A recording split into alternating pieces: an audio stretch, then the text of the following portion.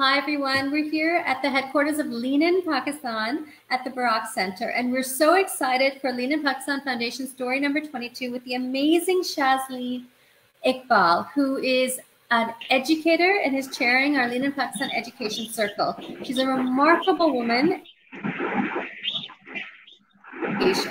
and she's being interviewed by Shireen Kamal, who is, of course, chairing as our LFVIP Circle member. We are thrilled to have them here and wish you both the best of luck. Enjoy. Thank you, Tara. Thank you so much. Thank you so much. And now we had some inspiring interviews from amazing ladies during the past few weeks. Some have continued their career in the same organization and they have succeeded to the leadership roles, and others have switched over the industry and they have accomplished. But with you, Shazleen, you are beyond extraordinary. You are beyond ordinary. So we would like you to share your story of success, how you reached to this accomplishment, about your childhood, about your family, and the different stages of your career. Thank you so much for giving me this opportunity to speak up on this platform. About my childhood, I would say that we are lucky that we were born in a very educated and cultured family, which has very strong moral values. And our parents, both being professionals, they educated, not just educated us, but they also trained us in different skills. And they wanted us to know everything, to excel in every field.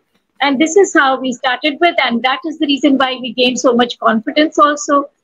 No matter being it sports or indoor games or any skills, knitting, sewing, stitching, riding, bicycling, and all that.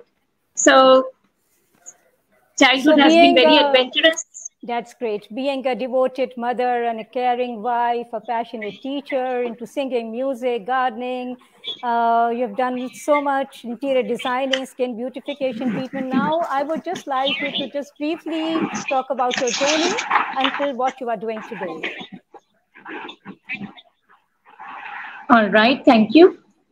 About my journey, I was not very ambitious in the beginning. I never thought of becoming a teacher. But these were such things that I would say that God really wanted me to be with children and to be a source of teaching them not only what is academics, but some co-curricular things as well, which really help in their overall, I would say, personality development, character building, and to make them a complete person when they grow up. So I joined as a music and art teacher. And music has always been my passion. Art is in me. Creativity I love. So this is how I started with. And then I joined a very good school. I got an opportunity from there only. My children were studying over there. So it was not a problem for me at all. And then I did my B.Ed. That is a graduation. I did degree in education. And this is where I am today. It's now 20th year of my teaching. And I'm quite satisfied and contented. Oh, that's wonderful, Shazleen. Would you like to share some the other activities as well? Because we all know that you are involved in so many other activities. Although we would still come back to your education career. Right. Now, about my other activities, I would say they are multidimensional, from music till organizing seminars and organizing cultural shows, music programs, book launches, and social events. I do everything. And then I also host programs as an MC. I'm fortunate enough to be given so many times, so many opportunities, and not only in corporate sector and also in social sector. So this is what I have been doing, but my main interest is recycling things to make them new. And my craze, I would say, is chocolates. I do not only eat chocolates, but I use their wrappers also to make useful things. And I would have loved to show you a few if they were handy. And arts and crafts, gardening, music, all these things are my passion and my other activities and interests. That's remarkable. That's wonderful, Shazleen. I think that's so inspirational thank you. Because along with your career, you've been carrying on with these activities as well. So, of course, we would like to ask you, how do you manage to keep this work-life balance? Now, this is something very interesting. Again, I would say that I have been so lucky to get different opportunities. And it was in me that I always counted calories, and I always wanted to see how calories are burnt. And this is how I got into fitness and slimming. And I got a chance to specialize in it. I went abroad also and did food and nutrition. So a number of diplomas and certificates I got, and then I started with this. This made me realize that if you keep fit, you can keep a balance in your home life and in your work life. Just following some rules and taking it as a therapy, not just this fitness and slimming thing, fitness. And in corporate level also, I have been doing so many workshops for them, so many presentations and interactive sessions to show how working women can keep a balance in their domestic life and in their that's so work important, life. of course. Yes, that is so important, that exercise, fitness, everything should be taken care of, and one should prioritize for the health. You can't compromise your health for work. That's really good, Shazleen. These tips that you give must be really useful for the ladies, especially the working professional ladies. So now we move on. Now, being attached with the school, being attached with the school, I do get opportunities when I see the lifestyle of teachers, how they're sitting all the time. So we get an opportunity to train them as well. So I have a lot of working sessions with different companies also, and with different institutions also, and with my own school as well, to show that even teachers, how can they keep their postures correct to avoid all the health issues which can come in the future. So this I would really say something very important for women. That's good. Now you have invested in so many children to impart education and recognize and groom up their talent. So at the end of the day, how do you feel when they achieve? Alhamdulillah, I feel so contented, so satisfied, and so relaxed to see that what I expect from children, whatever achievements they get, how they progress, it is all really when you at the end of the day, when you see that they have accomplished, they are getting somewhere, they are gaining something, they are progressing, it really gives you an inner satisfaction. That's great. That's so good to know. That's a real inspiration. Thank you so much for sharing all this. Anything else you would like to share? Yes, I would like to suggest a few things. Not suggestion, but I would just like to share that there are sessions for ladies, some awareness sessions for ladies are very important, especially for the women who are working in corporate sector especially, or in any other institutions, that there should be some awareness about many things, how to increase their efficiency in their career, in their life, in their work, by just making a few changes in their lifestyle. And for that purpose, I'm always available. If anybody wants to seek any advice from me, I'm there. Sure. We would, whoever is listening would surely like to get in touch with you later. That's so impressive. Thank you so much for sharing all this. So coming to the activities now, music, as it is said, is the essence of life, and music to the mind is what exercise is to the body. So you play musical instruments also, and you are into singing as well.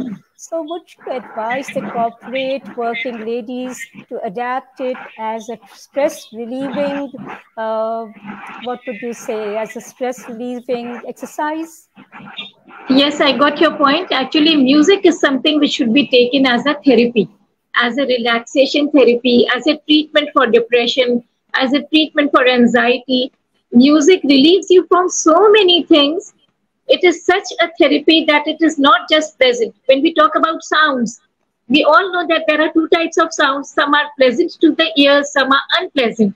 When we say noise, noise is unpleasant sound. But when we talk of music, it is very pleasant. When you hear a whistle blowing on a high pitch, you get disturbed mentally, and it can even cause sleeplessness.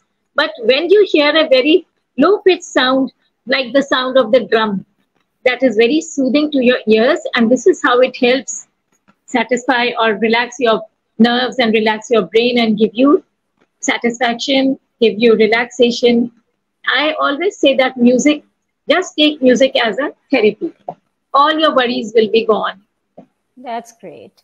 So with your dynamic leadership, highly inspirational personality, would you like to share with us, when have you leaned in your career and dreams in life? You have accomplished so much. You still have so much in your plate.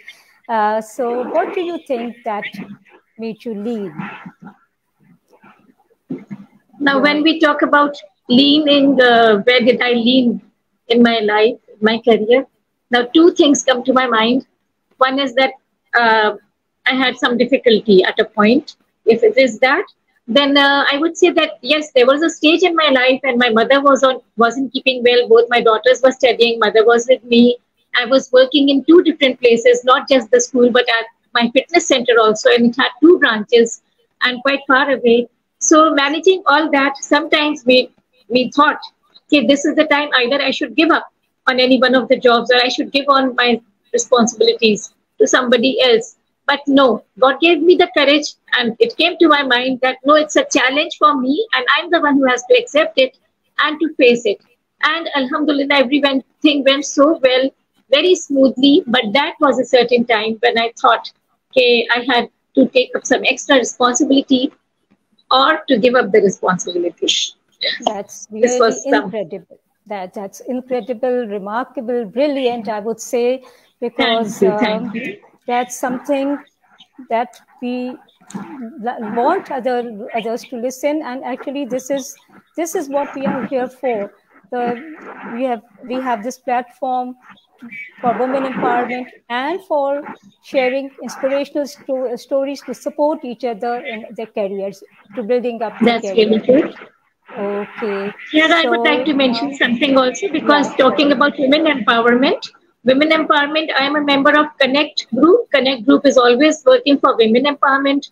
I'm a member of Optimist International, which is an international organization, and I would really love to see even our ladies, our women, the underprivileged ones, or the ones who need some support, that they should be encouraged in the health sector also, in education sector also, and many other things.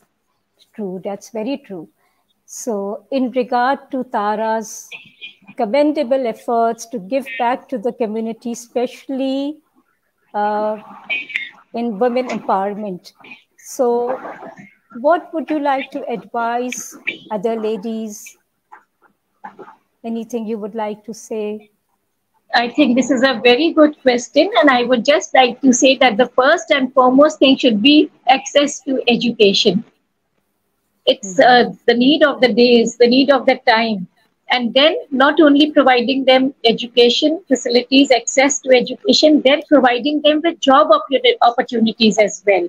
Because if they get skilled in something and they do not have a job, they cannot work, then they will not be able to get the return for it. The third thing is that the rights of women, we have to promote the rights of women through legal protection against abuse and everything. So these are a few things that I feel that we should work on. Yeah, yes, thank you so much. Thank you for sharing your lovely thoughts. So thank you, Lean in Pakistan Chair Tara Usra Daud, for providing this opportunity to professional women, empowering each other to build purposeful and fulfilling careers. Thank you for being here, Shazleen. It was wonderful listening to you. Anything else? Thank you so much. Yeah, I think not much, not really. I think we just